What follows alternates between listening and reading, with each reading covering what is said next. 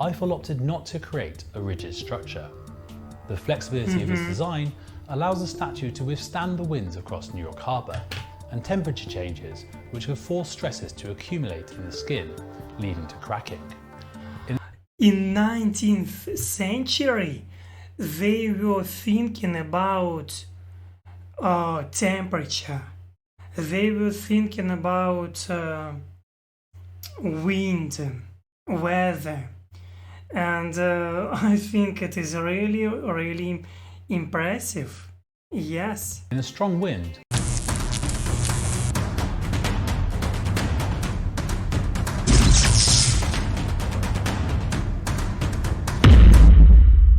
Hello everyone, hello.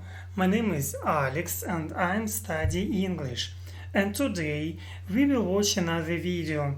And this video will be about the Statue of Liberty, building an icon. This video I promised watch to you. I promised you what I will watch a video about Statue of Liberty. Thank you, Daphne, for your supporting. Thank you very much. I appreciate it very much. It means for me a lot.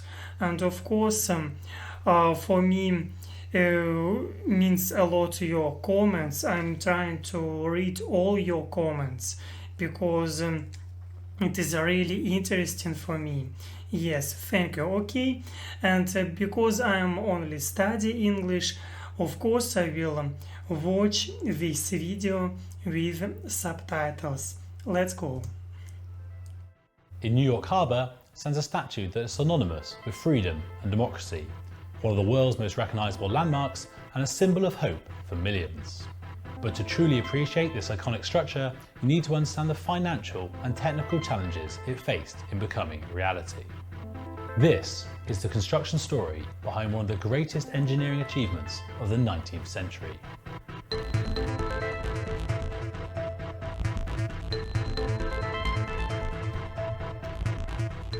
Still the tallest statue in the United States, more than 130 years after its completion, the Statue of Liberty was a record-breaking construction project. At the time, the giant undertaking held titles such as the tallest iron structure ever erected, the largest concrete pour ever undertaken, and the largest use of copper in a single structure. The Statue of Liberty was conceived to celebrate the centenary of American independence by a French intellectual and anti-slavery activist named Edward de la Bouée. He proposed it is French. a statue Yes. in 1865 to honour both the centenary and the United States' French. friendship with France. 5 years later, in 1870, French sculptor Frédéric Auguste Bartholdi began designing the statue, a robed female figure representing the Roman goddess Libertas. Roman goddess Libertas. Yes, I think Libertas, it is about freedom, liberty, of course. Libertas. Yes, and here we can see in Russian. Yes, it is about liberty. Yes, the Roman goddess and personification of liberty. Yes, of course, it was obvious.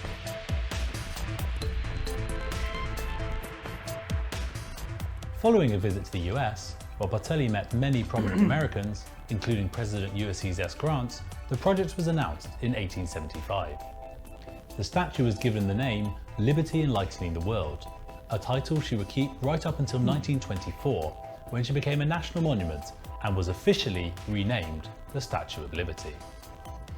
While France would finance the statue, the Americans would be responsible for providing a site and constructing the huge pedestal Oh, it is. I upon didn't which know the statue would this. stand.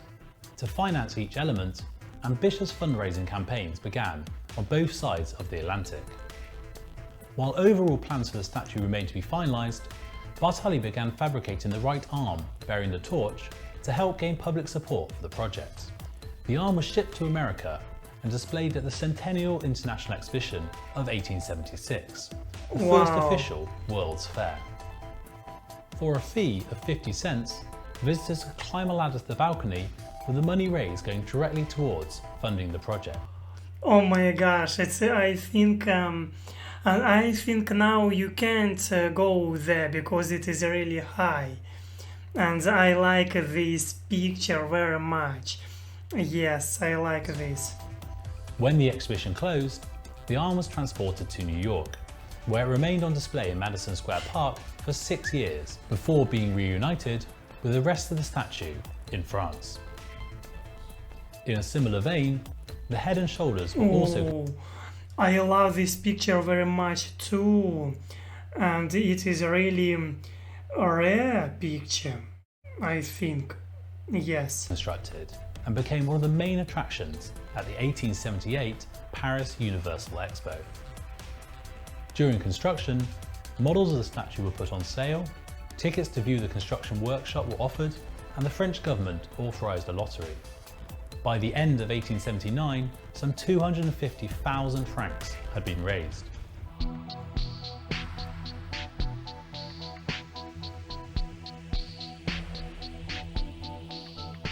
To make his colossal statue a reality, Bartoli sought out the expertise of France's top professionals.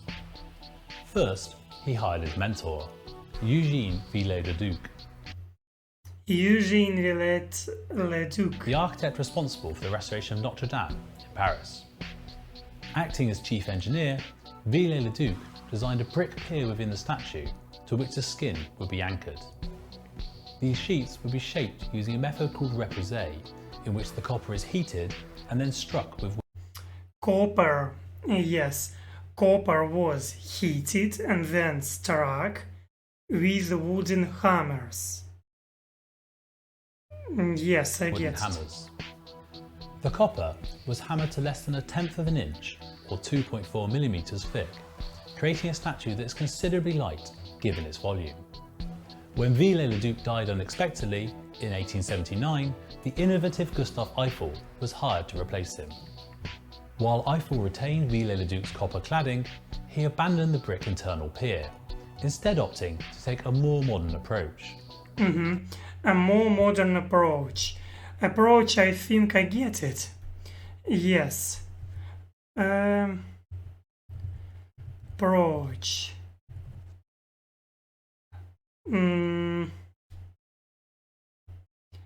Approach. Where was this word?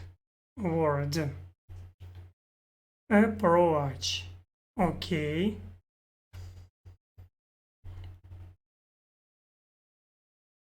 I think I understand, yes. Instead opting to take a more modern approach.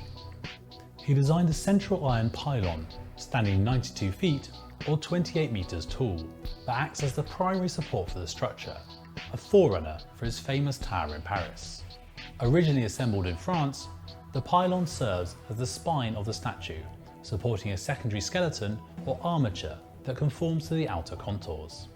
This armature alone contains over 1 mile of iron bars, each 2 inches wide. Oh my gosh. The 300 sections of copper sheet, weighing a total of 80 tons, 18 tons! Oh my attached gosh. to the armature using 1,500 U-shaped copper saddles and some 300,000 copper rivets. Eiffel's then innovative design makes the statue one of the earliest examples of curtain wall construction. The structure's exterior is not load-bearing and is instead supported by an interior framework. With his experience of bridge building and engineering to accommodate wind loads, Eiffel opted not to create a rigid structure.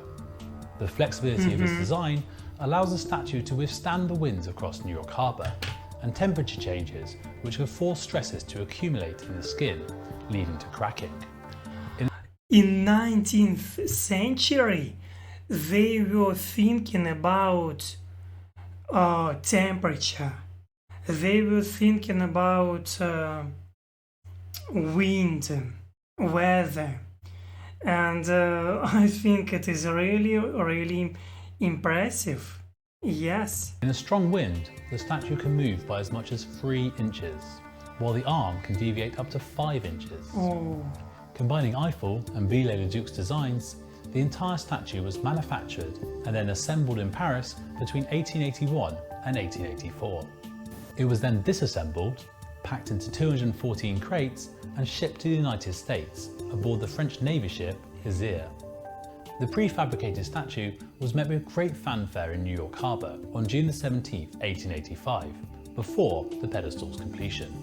Yes, I get it. What French were building statue and pedestal were building by Americans. Yes, by American. Yes. On Botticelli's trip to New York in 1871, he marked a small island in the harbour as an ideal location for his statue. Fortuitously, the island, home to a disused military base, was already owned by the US federal government. Yes, I get. With a signed resolution from President Grant, the island was selected as the site for the statue. Its 11-point star-shaped fort wood was to become the pedestal's base. While it may seem hard to believe today, securing funding for the project was actually extremely difficult. With just $150,000 raised, the project stalled, prompting Joseph Pulitzer, publisher of the New York newspaper The World, to launch a Pulitzer, I think now Pulitzer, it is a word. Pulitzer. Yes, I think we a word about the Pulitzer Prizes. I heard about this. Yes. Yes. campaign to raise the remaining $100,000. Pulitzer achieved his target with a staggering 80% of the funds being received in sums of less than $1. The neoclassical pedestal, standing some 89 feet or 27 meters tall, was an impressive construction undertaking in itself.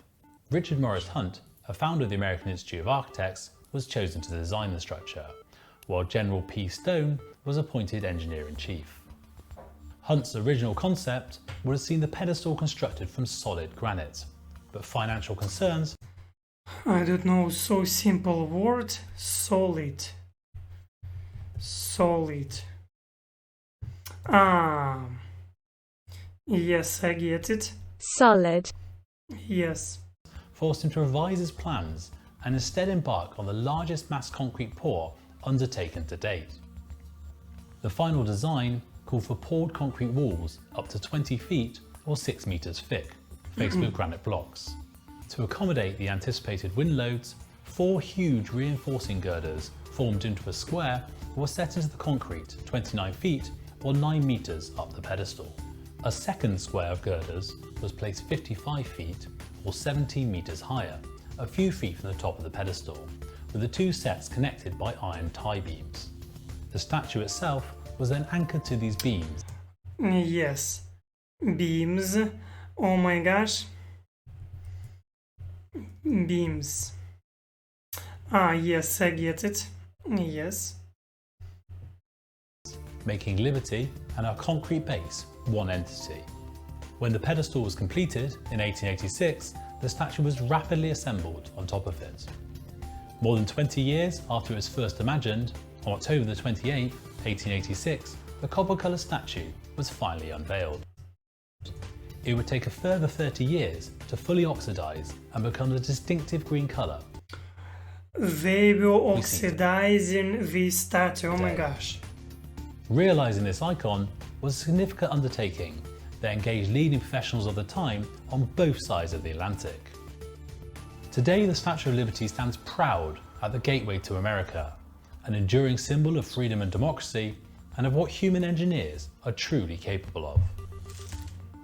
If you enjoyed this video and would like to get more from the definitive video channel for construction, subscribe to the V1M.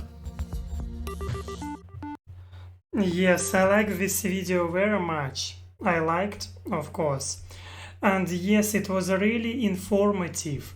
And it was difficult for understanding because here I didn't understand a lot of words. But of course I understand all meaning, yes. And I understand what it was a really great project. and Statue of Liberty was built in 19th century. Yes, and it is really great. They were thinking about different things, about weather, about temperature, yes, and it was really interesting for me. Yes, and yes, thank you, Deftony. Deftony? Yes, thank you for your support. Thank you for your advices. Thank you for your comments. Your opinion really important for me. Thank you very much.